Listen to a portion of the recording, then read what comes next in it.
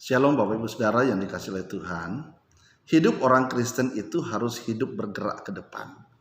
Bukan hidup berhenti di tengah jalan atau statis. Atau tidak bergerak sama sekali. Kehidupan orang Kristen itu harus berubah ke depan.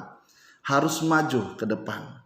Seperti apa yang dikatakan oleh Markus pasalnya yang keempat ayat 35 sampai ayatnya yang ke-39 sampai 41. Katakan bahwa ketika Yesus meredahkan angin ribut.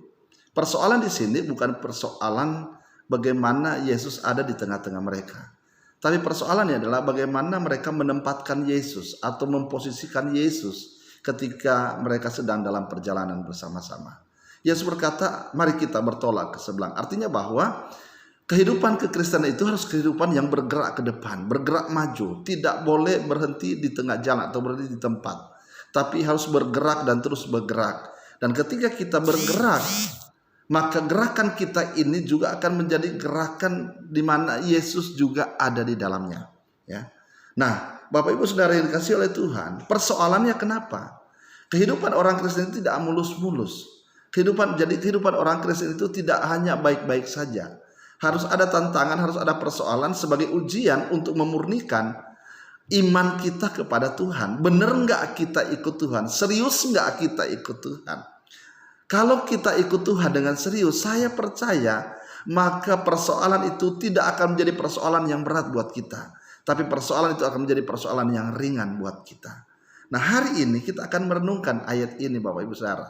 Nah, dari apa yang kita akan baca dari ayat-ayat firman Tuhan ini menjelaskan bahwa ketika mereka sedang dalam perjalanan, tiba-tiba mengamuklah taufan yang sangat dahsyat dan ombak menyebur masuk ke dalam perahu di mana Yesus juga ada di situ.